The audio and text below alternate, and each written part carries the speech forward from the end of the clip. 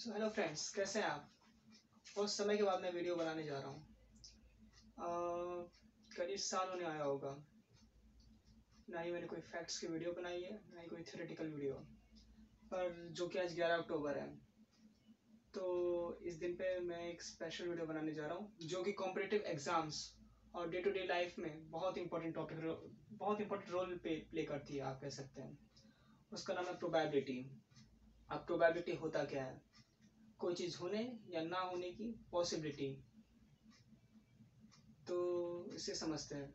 इसके कई पार्ट्स हैं, मैं एक एक करके सबको समझाऊंगा और कॉम्पिटिटिव एग्जाम्स के हिसाब से हर एक पार्ट पे उसके रिलेटेड क्वेश्चंस भी करवाऊंगा। ये वीडियो फास्ट एंड फॉरवर्ड होने वाली है, तो हर एक पॉइंट स्ट्रेट फॉरवर्ड होगा, कोई टाइम वेस्ट नहीं होगा इसके अंदर। तो फिर स्टार्ट करते हैं। सबसे पहले अपने बेसिक इंट्रो से स्टार्ट करते हैं। आज मेरा कुछ सेटअप ठीक नहीं है, इसलिए मुझे बैठ के बनाना पड़ रहा है, बहुत टाइम हो गया है ना। सो स्टार्ट करते हैं। व्हाट्सअप गाइस, मेरा नाम है Aditya Sharma and you watching fact explorer channel. ज्यादा टाइम ना वेस्ट करते हुए चलिए शुरू। ओके, सो टॉपिक का नाम है प्रोबेबिलिटी। अब प्रोबेबिलिटी में हम लोग पहला टॉपिक पढ़ेंगे रैंडम एक्सपेरिमेंट। मैं क्वेश्चंस को रीड करूंगा, ना कि लिखूंगा, ताकि टाइम बचे। ओके ठीक है, तो पहला टॉपिक है रैंडम एक्सपेरिमेंट। अब रैंडम एक्सपेरिमेंट के पॉइंट्स में बता, हर एक चीज के मैं पॉइंट्स बताऊंगा, ना कि उनको एक्सप्लेन करूंगा। आपको बस उन पॉइंट्स को ध्यान में रखना है, हर एक चीज को नोट करना है और उसके रिलेटेड जो भी क्वेश्चंस कराऊंगा उन्हें समझना है। फिर क्या, टारगेट क्वेश्चन बनाना है। एक बार पॉइंट समझ में आ गए, क्वेश्चन समझ में आ गए, तो टॉपिक एक्सप्लेनेशन की जरूरत नहीं होती, वो ऑटोमेटिक समझ में आ जाता है। ठीक है, फिर पहले पॉइंट क्या है, random experiment. Random experiment predictable नहीं होते हैं। रैंडम एक्सपेरिमेंट प्रेडिक्टेबल नहीं होते, कब क्या हो सकता है उसका कोई प्रेडिक्शन नहीं होता। दूसरा पॉइंट है मोर देन वन आउटकम। एक से ज्यादा आउटकम हो सकते हैं। एक से ज्यादा आउटकम कैसे हो सकते हैं? मैंने एक कॉइन को टॉस किया, या तो हेड आएगा या तो टेल आएगा। कॉइन में दो रहता है ना, छापा या काटा, हेड या टेल, या तो हेड आएगा या तो टेल आएगा। आउटकम दो है। जैसे कार्ड, एक डेक ऑफ कार्ड है, डेक ऑफ कार्ड यानी 52 कार्ड का एक सेट है, उसमें से मैंने कोई भी एक कार्ड निकाला। अब वो कार्ड कौन सा होगा? एस होगा, स्पेड होगा, इक्का होगा, हार्ट होगा, डायमंड होगा, कौन सा होगा? तो उसके भी कई पॉसिबिलिटीज हैं। आगे बढ़ते हैं। Sample space. सैंपल स्पेस क्या होता है? ऑल पॉसिबल आउटकम, जो जो पॉसिबल आउटकम हो सकते हैं। जैसे एक कॉइन को टॉस किया, क्या क्या पॉसिबल आउटकम हो सकते हैं? हेड आएगा या टेल आएगा। दो कॉइन को टॉस किया, क्या क्या पॉसिबल आउटकम हो सकते हैं? या तो हेड आएगा या तो टेल टेल आएगा, या तो हेड टेल आएगा या तो टेल हेड आएगा। अगला पॉइंट है इवेंट। अब इवेंट क्या होता है? इवेंट मतलब मुझे ये पर्टिकुलर चीज चाहिए ही। सपोज मैंने कॉइन को टॉस किया, अब मैं बोल रहा हूँ मुझे हेड ही चाहिए, तो वो पर्टिकुलर इवेंट को ही बोलते हैं हम, वो पर्टिकुलर चीज को ही हम इवेंट बोलते हैं, उसको बोलेंगे फेवरेबल इवेंट। और अगर वो चीज नहीं चाहिए मुझे, सपोज मैंने बोला मुझे हेड चाहिए लेकिन टेल आया, तो ये होता है अनफेवरेबल इवेंट, अनफेवरेबल आउटकम। ठीक है, और ये जो इवेंट है ये सबसेट होता है। सबसेट यानी उसी का पार्ट होता है सैंपल स्पेस का। सैंपल स्पेस में कौन को टॉस किया, हेड टेल आया, और मुझे चाहिए क्या, हेड चाहिए, तो head is subset of head and tail, मतलब वो सैंपल स्पेस का। आप समझ पा रहे होंगे इसको बेहतर तरीके से। प्रोबेबिलिटी। अब प्रोबेबिलिटी क्या होती है? प्रोबेबिलिटी सिंपली, लिखने की जरूरत ही नहीं है, छोटी सी बात, जहां लिखने की जरूरत होगी मैं वहां लिखूंगा। Probability n of E upon n of S होते हैं, favourable event upon sample space. ठीक है, उसके बाद एक कॉम्प्लीमेंट्री इवेंट। कॉम्प्लीमेंट्री इवेंट जो मैंने बताया आपको, वो चीज चाहिए लेकिन कॉम्प्लीमेंट्री इवेंट बोलेगी वो चीज नहीं चाहिए, तो वो चीज नहीं चाहिए, दैट्स कॉल्ड कॉम्प्लीमेंट्री इवेंट, उसका कॉम्प्लीमेंट। आगे बढ़ते हैं। अब जैसे कि सैंपल स्पेस लिखना होगा, एक कॉइन को टॉस करूंगा, क्या क्या पॉसिबल आउटकम हो सकते हैं? मेरे पास डस्टर की भी कमी है। ठीक है, मैंने एक कॉइन को टॉस किया, एक कॉइन, तो क्या क्या सैंपल स्पेस हो सकते हैं? या तो हेड आएगा या तो टेल आएगा। ठीक है, अगर मैंने दो कॉइन को टॉस किया, क्या क्या सैंपल स्पेस हो सकते हैं? या तो हेड आएगा, दोनों में हेड आएगा, एक में हेड टेल, या तो पहले में हेड टेल दूसरे में हेड, या दोनों में टेल टेल। इतना समझ रहे हैं? तो इसमें कितने नंबर ऑफ क्या कह सकते हैं, नंबर ऑफ एलिमेंट्स कितने? इसमें दो एलिमेंट है। इसमें नंबर ऑफ एलिमेंट कितने? एक दो तीन चार, चार एलिमेंट है, तो हम इससे पैटर्न बना सकते हैं। क्या पैटर्न बना सकते हैं? N of S sample space और नंबर ऑफ कॉइन को टॉस किया, उसके बीच का रिलेशन क्या है? एक कॉइन को टॉस किया, सैंपल स्पेस दो कॉइन को टॉस किया, 2 की पावर 2, 2 की power n is the condition.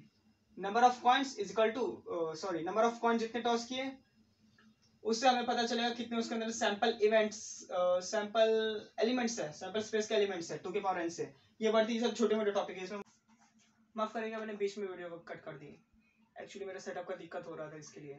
Anyways हम स्टार्ट करते हैं अपने वीडियो से। अगला पॉइंट मैंने यहाँ पे लिख दिया कि अगर कोई आपसे पूछे कि बहुत फास्ट फॉरवर्ड जा रहा हूँ मैं इंग्लिश में, मैं स्ट्रेट एंड सीधा बोलूंगा, उसके बाद में एक्सप्लेन करूंगा। ओके तो फिर if anyone said to you, examination में ये पूछा जाए आपसे कि what is the probability of getting sum dot dot any sum when the two dices are rolled simultaneously, जैसे कि वहां पर 2 की पावर n का रूल था, यहाँ पर 6 की पावर n का रूल है। सैंपल स्पेस के अंदर टोटल 6 की पावर n, अगर दो डाइसेस रोल किए तो 6 की पावर 2 36 एलिमेंट्स होंगे। तो सैंपल स्पेस पर लिख लेते हैं सैंपल स्पेस इज 36। अब क्या अगर क्वेश्चन एग्जामिनर हमसे बोलेगा कि what is the probability of getting sum 2 आने की प्रोबेबिलिटी क्या है, यानी डाइसेस के फेस पर 1 और 1 2 आना चाहिए, इसकी प्रोबेबिलिटी क्या होगी, 1 पर 1 1 पर 1, तो इसकी probability favourable event upon sample space. इसके लिए हम ट्रिक क्या यूज करेंगे, फेवरेबल इवेंट एक एक काउंट नहीं करेंगे, कौन कौन से फेवरेबल इवेंट हो सकते हैं। और 2 के लिए इजी है, 1 और 1 हो सकता है, 3 के लिए हार्ड है, समझ रहे हैं, 4 के लिए और 5 के लिए जैसे जैसे डिजिट्स बढ़ेंगे। एनीवेज तो फिर इसका ट्रिक क्या है, इसको यू ट्रिक बोल सकते हो। 2 3 4 5 6 7 8 9 10 11 12 13 मैंने ऐसे लिख दिए जो जो पॉसिबल सम हो सकते हैं। 2 3 4 5 6 यहाँ तक हम 1 कम कर देंगे, इन डिजिट्स में से सम में से 1 कम कर देंगे। अगर बोलेंगे सम 2 आ रहा है तो सम 2 का 1 कर देंगे, तो यहाँ 1 कर देंगे, 1/36 इसकी प्रोबेबिलिटी है डायरेक्टली। 3 का एक 1 कम कर देंगे, 1 से घटा देंगे इसको, 2/36 इसकी प्रोबेबिलिटी है। 4 का 1 से घटाएंगे, 3/36 है। सिमिलरली 7 तक ये करेंगे, 7 को घटाएंगे 1 से, 6/36 इसकी प्रोबेबिलिटी है। समझ रहे हैं, मैं जल्दी बोल रहा हूँ थोड़ा। और अगर 8 9 10 11 12 13 की बात आई तो इसमें क्या करेंगे,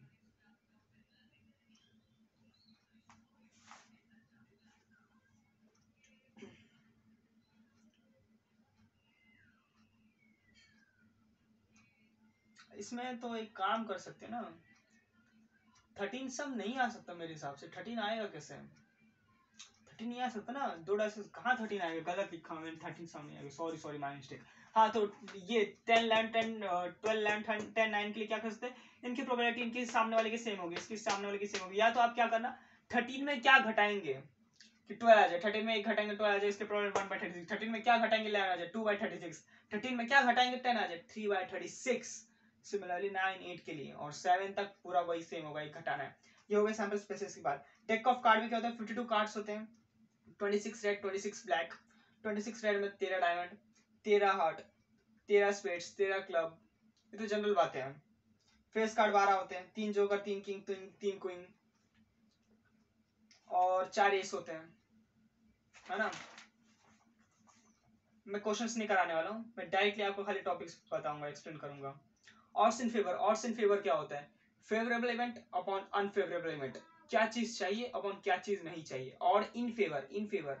और अगर अगेंस्ट बोलेगा, मैंने क्या बोला, ऑड इन फेवर मतलब क्या चीज चाहिए क्या चीज नहीं चाहिए। हाँ, ऑड अगेंस्ट बोलेगा तो अगेंस्ट क्या चीज नहीं चाहिए अपन क्या चीज चाहिए, उसके प्रोबेबिलिटी नहीं, प्रोबेबिलिटी बोल सकते हो, प्रोबेबिलिटी, हाँ प्रोबेबिलिटी होगी, यस यस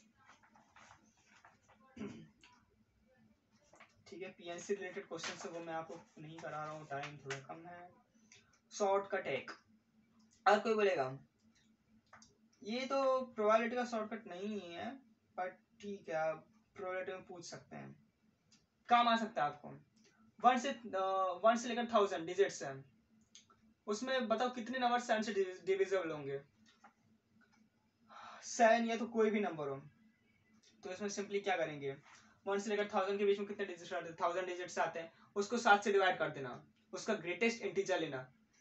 अगर पॉइंट में आंसर 5 से ऊपर हो तो फिर उसका एक, उससे एक आगे, और पॉइंट में 5 से कम हो तो उसके एक पीछे, 5 हो तो उससे भी एक पीछे।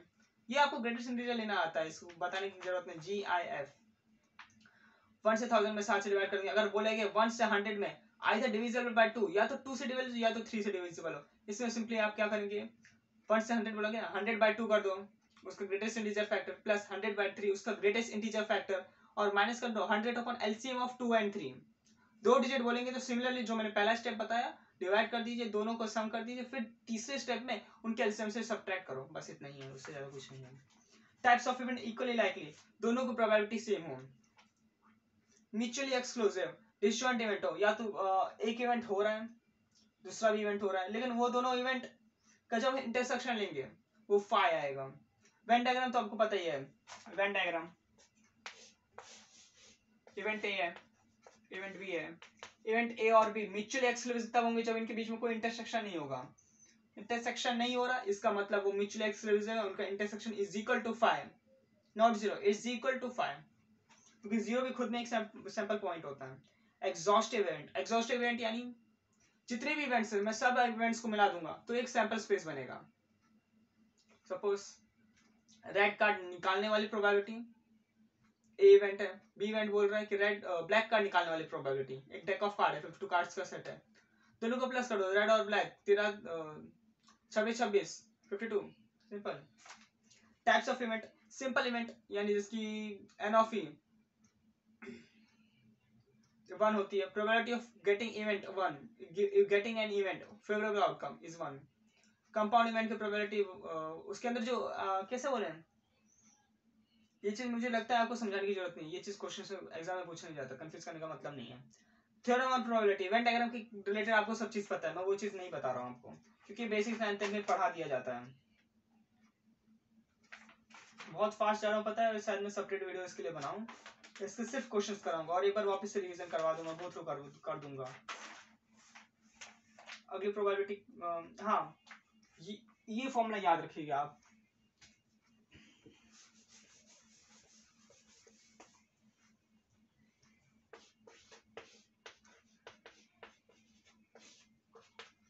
एक सेकंड मुझे अपना सेटअप चेक करना पड़ेगा, बस 2 सेकंड।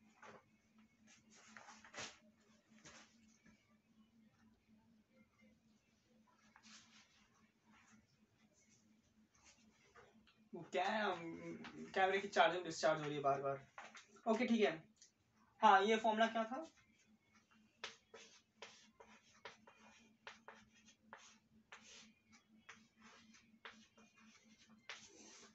समझिए इसे क्या होता है, ये है क्या।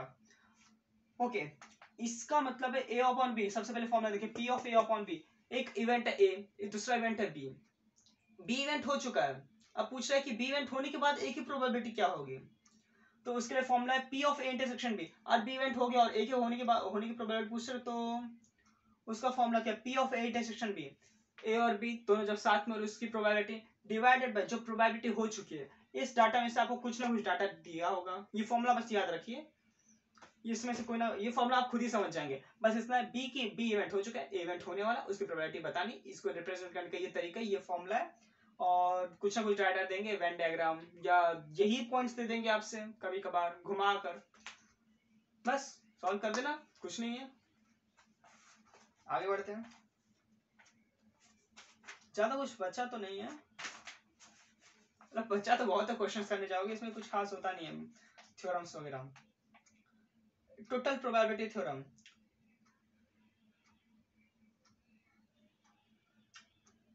ओके ये तो लंबा जाएगा, इसको छोड़ते हम इसको नेक्स्ट लेक्चर में करेंगे।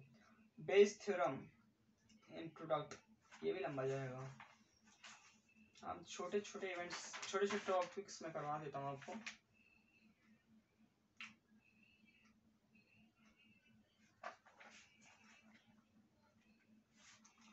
वैसे तो binomial probability of binomial probability, या तो इसको बर्नौलीज ट्रायल बोलते हैं, ये करा देते हैं, ये लास्ट टॉपिक होगा आज का, इसी से हम खत्म करते हैं, डरिएगा मत, मैं इसके बाद एक सेपरेट वीडियो बनाऊंगा जिसमें हम सिर्फ क्वेश्चंस करेंगे, जो जो मैंने चीजें कही है, और जितने कम टॉपिक्स पढ़ा है उसी से क्वेश्चंस बनेंगे।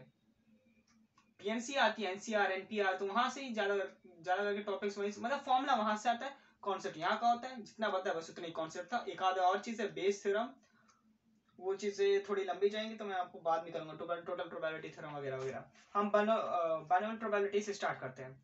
बर्नौलीज ट्रायल, तो ये क्या कहता है, क्या कहता क्या है, इसका सीधा फॉर्मूला लिख देते हैं। ओके, समझ लीजिए P is the probability of getting success. Success यानी यहाँ पर आप कह सकते हैं, हाँ क्या सकते हैं, सक्सेस मतलब ये इवेंट चाहिए हमें, फेलियर मतलब ये इवेंट नहीं चाहिए हमें। P is probability of getting success, Q is probability of getting failure, not success। Formula क्या है इसका, NCR P RQN माइनस, ठीक है।